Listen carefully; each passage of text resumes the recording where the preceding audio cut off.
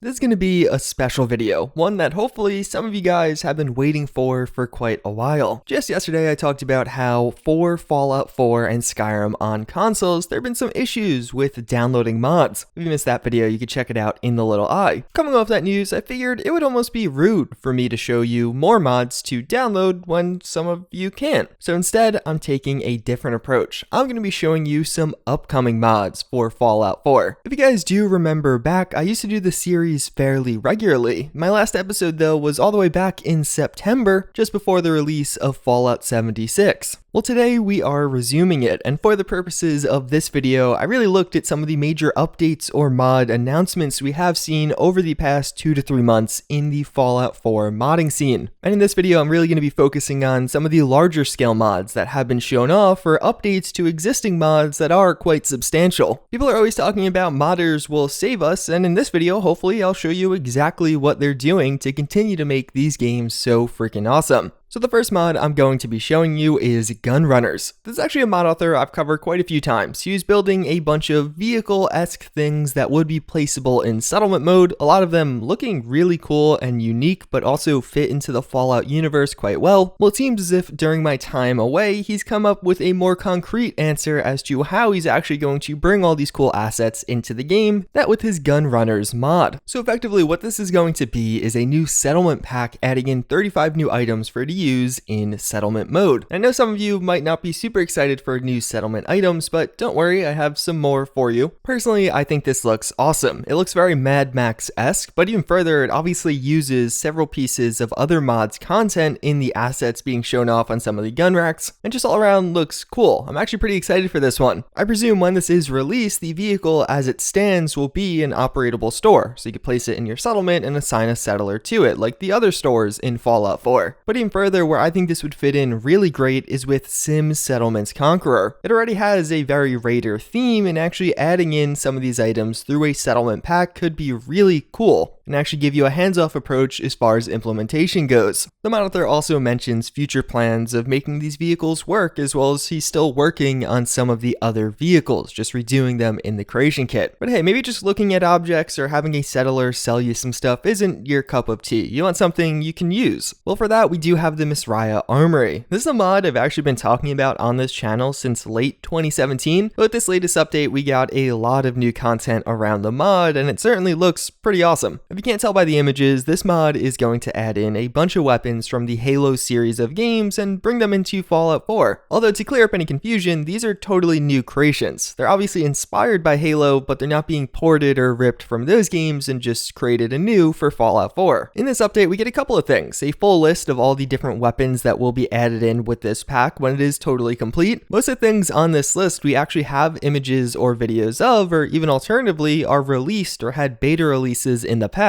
But either way, it covers pretty much all of the basics. So you can see some screenshots of the sniper rifle, but even further, some images and videos of the SMG in action. This one in particular, I just imagine being a lot of fun in Fallout 4. And of course, what is probably the most iconic of this entire batch, Halo's assault rifle making its way into Fallout. I'm not really sure what happened in 2018, but there was quite an influx of Halo-themed mods into Fallout 4. So a lot of the armors that you would want to go along with these weapons already exist. Now we just need the Misraya Armory to come out and actually complete the pack. But hey, let's say you're maybe not the biggest fan of content from other games making its way into Fallout 4. You like that true-to-form stuff. Alternatively, we also do have the Hunting Revolver and Ranger Sequoia, and just in general, a larger update to Fallout 4 New Vegas. The very ambitious mod aiming to bring Fallout New Vegas into Fallout 4's engine. So firstly, focusing on the Hunting Revolver and Ranger Sequoia, this looks awesome. In this one, the mod author actually mentions that he's showing this off only because it's fairly close to release. These images were posted just a little over 2 weeks ago, so perhaps we'll see it in the next couple of weeks. It seems to be a very faithful recreation of the Fallout New Vegas gun in Fallout 4's engine, and it looks awesome. I personally have always been a pretty big fan of revolvers in the Fallout franchise, and I think this is going to be a great addition whether you just like it on its own merit or even for the obvious nostalgia it will bring. There have been previous attempts at recreating the Ranger Sequoia, but I feel like none of them got it quite as right as this one. That mod, of course, is being created for the larger mod Fallout 4 New Vegas, but will be released early as they have done with some of their past work. As far as staying up to date with Fallout 4 New Vegas itself, itself, they have posted several screenshots and detailed some of the work they have done on environments and world space, but even just textures of various items. They recently have started their own subreddit where they have been fairly active on posting some of these updates and of course the ensuing discussions around them. But moving on, we have a mod that isn't quite as large in scale, but just seems really cool, and it's exactly the kind of mod I love in Fallout 4. That's going to be the Postapocalyptic Weapons Overhaul. This effectively being a take on Fallout 4 weaponry as if it was actually the apocalypse and people are really just scrounging together whatever they had. The two we see featured are the Wristbreaker, which is going to be a modular stapler shotgun, and the Michelle gun, which is going to be a modular pipe submachine gun. They both look cool, and as you can tell by the titles of the two, they actually are meant to be highly modular. And a lot of the weapon mods that they show off in some of these videos do look pretty cool. They're definitely unique, they have their own little bit of flavor added into them, but just all in all, I like the idea of getting some of these more makeshift or thrown together guns in these games because it fits the setting so well and it seems like it's something not enough people are doing. Then we have one that I wanted to put on the later side of this video because the future of it isn't totally clear. That is Fallout 4's photo mode. In Fallout 76, we got this new feature known as the photo mode. It was awesome, it made taking pictures in that game really easy, and it made it so a lot of people have pictures to share. You could look like a great photographer without really that much effort. Well, the mod author Register 2000, who has made a ton of really amazing mods for Fallout 4, a couple of months ago actually shared some work on bringing this mode into Fallout 4 also. It seems extremely faithful, like it really is a port of the original mode into this game, pretty much having all of the same settings, but also a few additional ones that are actually lacking from the Fallout 76 mode. As of right now, we haven't seen too much on this over the past month or two, but it looks awesome. I do hope it's not canceled and it still is coming, because it's one of those things I know I personally would really use. I'm sure a lot of the other people out there that enjoy taking Fallout 4 pictures would also. It's one of those things that I feel like was just a really good addition to Fallout 76, and I would love to see it make an appearance in Fallout 4. So in the past on this channel, I've talked about the mod Wars. It effectively is an overhaul mod to the weapons in Fallout 4, taking some of the existing weapons and just adding in new mechanics and features to them, and also adding in a ton of new weapons.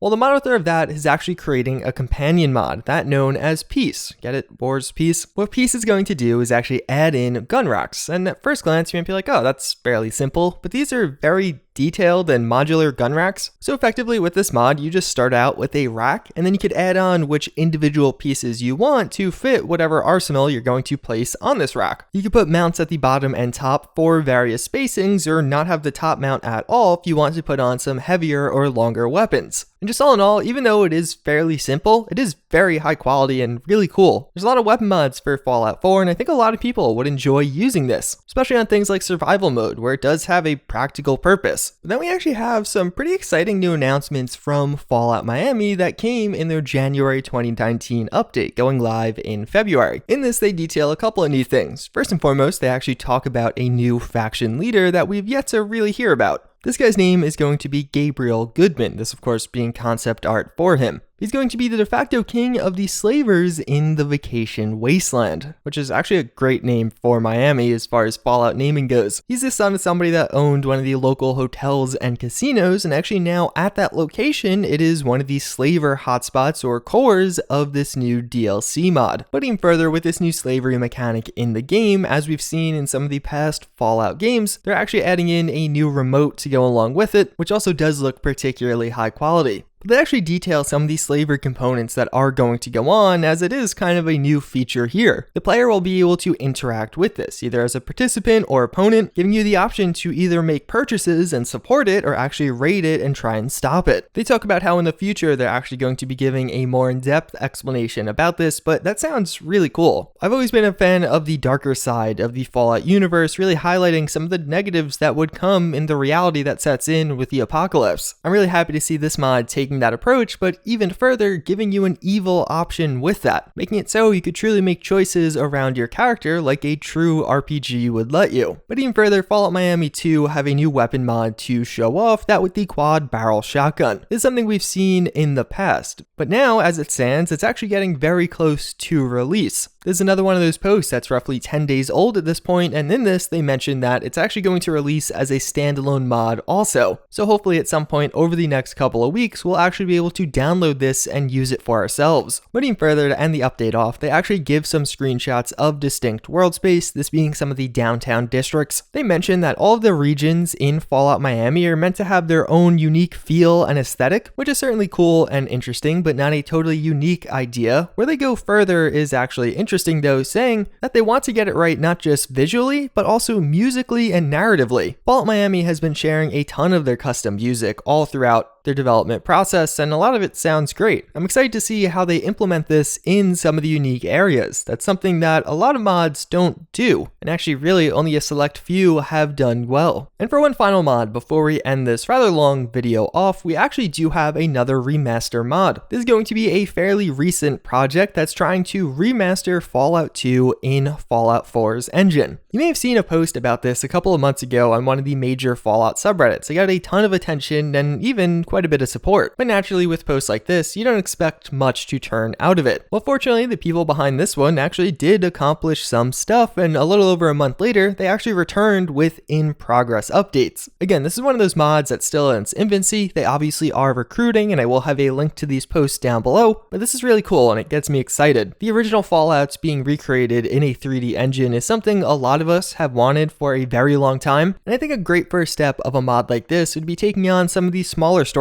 Maybe just doing one quest line in a controlled area, not trying to release the entire mod all at once. Then hopefully that gets you some attention and you build your way out from there. Either way, it's probably going to be a long while before we see another new Fallout game. So even though at first glance you might write off mods like this or even some of the other Overhaul mods I have shown, those are really going to be the only things we have as far as single player Fallout content goes over the next couple of years, so they definitely have time to grow and actually release. That's pretty much going to wrap it up for the Fallout side of this video, but for those of you that do want to stick around, we also do have what is kind of today's psychology fun fact of the day. Have you guys ever heard of that guy named Darwin? Like the theory of evolution dude? He actually has a very, very interesting backstory as to how he found and published that whole theory, and I just feel like I've never learned it. I'm sure most people who have gone to a college level or even just completed high school know who Darwin is, or have at least heard of him, hopefully. His evolutionary theory was massive. It was a hugely influential theory that impacts pretty much all of the major sciences. The idea that humans may have evolved from apes was hugely influential not just for humans, but even for animals. It effectively launched the field of animal psychology, which has given us answers to actually a lot of diseases that humans suffer from and cures to them even. But the story of how Darwin found and published this theory is pretty crazy. So when Darwin was starting out, he didn't have a ton going on. He went to college, did the standard thing. He came from a very wealthy family of scientists, but he himself hadn't really accomplished a ton. He got invited to go on this voyage. It was actually by somebody representing the church. They basically want to find additional evidence or more proof of creationism, which is like typically nowadays what you find as the opposite of evolution. It's the more religious backing of how things happened. So this guy was going on this voyage to all these various islands to hopefully find more evidence and proof that creationism was true, and thus recruited Darwin along the way. So through this, Darwin got an unparalleled amount of data on animals, something that he otherwise really wouldn't have had the opportunity to do. And as he returned home, he looked at his data and was like, uh-oh, this doesn't support that idea. It doesn't support the idea that most of society accepts, and thus, in secret at that time, he actually started devising his theory of evolution. And I mean really in secret. He only told 2 other people, one of which not being his wife, because his wife was pretty religious at the time.